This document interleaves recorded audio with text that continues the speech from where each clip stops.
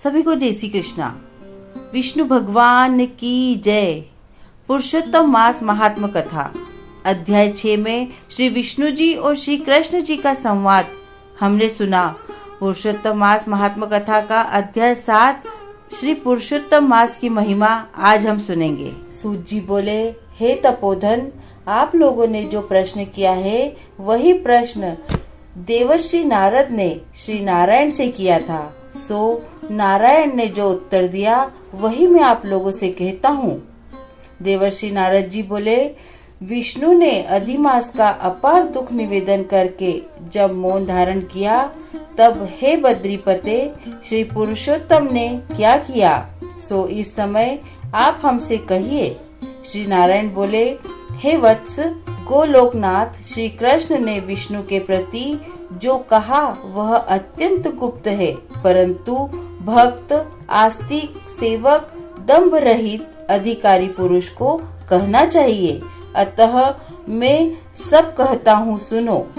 यह आख्यान सत्कीर्ति, पुण्य, यश, सुपुत्र का दाता, राजा को वश में करने वाला है और दरिद्रता को नाश करने वाला एवं बड़े पुण्यों से सुनने को मिलता है। जिस प्रकार इसको सुने उसी प्रकार अनन्य भक्ति से सुने हुए कर्मों को करना भी चाहिए। श्री पुरुषोत्तम बोले, हे वैष्णव, आपने बड़ा अच्छा किया जो मल मास को लेकर यहाँ आए। इससे आप लोक में कीर्ति पावेगी। आपने इसका उद्धार किया, उसको हमने ही स्वीकार किया ऐसा समझे। अतः इसको हम अपने समान सर्वोपरि करेंगे। गुणों से, कीर्ति के अनुभाव से, पराक्रम से, भक्तों को वर देने से और भी जो मेरे गुण हैं उनसे मैं पुरुषोत्तम जैसे लोक में प्रसिद्ध हूँ। वैसे ही यह मलमास भी लोकों में पुरुषोत्तम करके प्रसिद्ध होगा। मेरे में जितने गुण हैं वे आज से मैंने इसे दे दिए। पुरुषोत्तम जो मेरा नाम लोक तथा वेद में प्रसिद्ध है वह भी आपकी प्रसन्नता का अर्थ आज मैंने इसे दे दिया। हे मधुसूदन, आज से मैं इस अधिमास का स्वामी भी हूँ। इसके पुरुषोत्तम इस नाम से सब जगत पवित्र होगा। मेरी समानता पाकर यह अधिमास सब मासों का राजा होगा। यह अधिमास जगत पूज्य एवं जगत से वंदना करवाने के योग्य होगा। इसकी पूजा और व्रत को जो करेंगे उनके दुख और दारिद्र्य का नाश होगा। चैत्रादि सब मास सकाम है, इसको हमने निष्काम किया है। इसको हमने अपने समान समस्त प्राणियों को मोक्ष देने वाला बनाया है। जो प्राणी सकाम अथवा निष्काम होकर अधिमास का पूजन करेगा वह अपने सब कर्मों को भस्म कर निश्चय ही मुझको प्राप्त होगा। जिस परम पद प्राप्ति के लिए बड़े भाग्य वाले यति ब्रह्मचारी लोग तप करते हैं और महात्मा लोग निराहार व्रत करते हैं एवं दृढ़ व्रत लोग फल, पत्ता, वायु भक्षण करते रहते हैं और काम क्रोध रहित जितेंद्रिय रहते हैं, वे और वर्षा काल में मैदान में रहने वाले, जाड़े में, शीत गर्मी में धूप सहन करने वाले मेरे पद के लिए यत्न करते रहते हैं। हे गरुड़ ध्वज, तब भी वे मेरे अव्यव परम पद को नहीं प्राप्त होते, परंतु पुरुषोत्तम के भक्त एक मास के ही व्रत से बिना परिश्रम जरा मृत्यु रहित उस परम पद को पाले। यह अधिमास का व्रत संपूर्ण साधनों में श्रेष्ठ साधन है और समस्त कामनाओं के फल की सिद्धि को देने वाला है।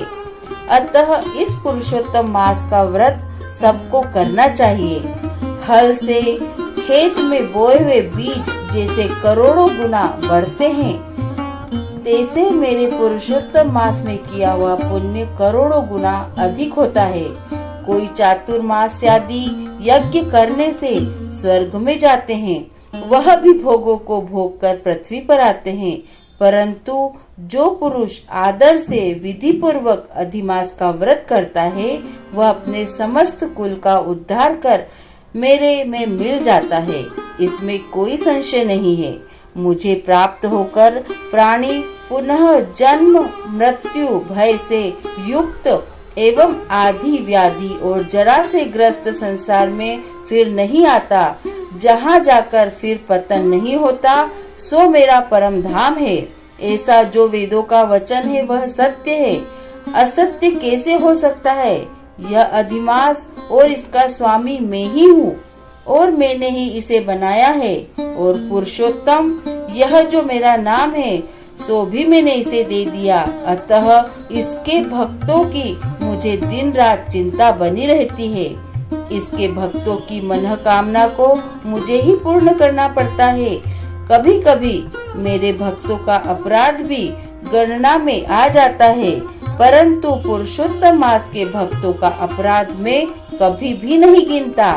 हे विष्णु, मेरी आराधना से मेरे भक्तों की आराधना करना मुझे प्रिय है। मेरे भक्तों की कामना पूर्ण करने में मुझे कभी देर नहीं हो जाती, किंतु मेरे पास के जो भक्त हैं उनकी कामना पूर्ण करने में मुझे कभी भी विलंब नहीं होता है। मेरे पास के जो भक्त हैं वे मेरे अत्यंत प्रिय हैं। जो मनुष्य इस अधिमास में जप दान नहीं करते वे महामूर्ख हैं, और जो पुण्य कर्म रहित प्राणी स्नान भी नहीं करते एवं देवता तीर्थ द्विजों से द्वेष करते हैं, वे दुष्ट अभागी और दूसरे के भाग्य से जीवन चलने वाले होते हैं। जिस प्रकार खरगोश के सिंह कदापि नहीं होते, वैसे ही अधिमास में स्नान आदि न करने वाले को स्वप्न में भी सुख प्राप्त नहीं होता। जो मूर्ख मेरे प्रिय मल मास का निरादर करता है और मल मास में धर्माचरण नहीं करता, वे सर्वदा नरकगामी होता है। प्रति तीसरे वर्ष पुरुषोत्तम मास प्राप्त होने पर जो प्राणी धर्म नहीं करते वे कुंभीपाक नरक में गिरते हैं और इस लोक में दुख रूप अग्नि में बैठे स्त्री पुत्र पौत्र आदि को से उत्पन्न बड़े भारी दुखों को भोगते हैं। जिन प्राणियों को यह मेरा पुण्यतम पुरुषोत्तम मास अज्ञान से व्यतीत हो जाए, वे प्राणी कैसे सुखों को भोग सकते हैं? जो भाग्यशालिनी स्त्रियां सौभाग्य और पुत्र सुख चाहने की इच्छा में अधिमास में स्नान दान पूजा आदि करती है, उन्हें सौभाग्य संपूर्ण संपत्ति और पुत्रादि यह अधिमास देता है। जिनका यह मेरे नाम वाला पुरुषोत्तम मास दानादि से रहित बीत जाता है, उनके अनुकूल में नहीं रहता और न उन्हें पति सुख प्राप्त होता है।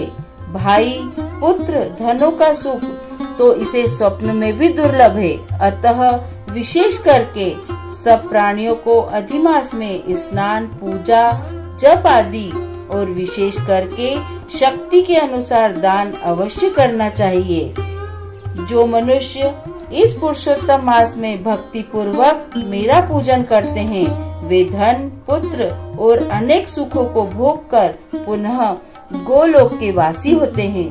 मेरी आज्ञा से सब मेरे अधिमास का पूजन करेंगे। मैंने सब मासों से उत्तम मास इसे बनाया है, इसलिए अधिमास की चिंता त्याग कर हे रमापते, आप इस अतुलनीय पुरुषोत्तम मास को साथ लेकर अपने वैकुंठ में जाओ।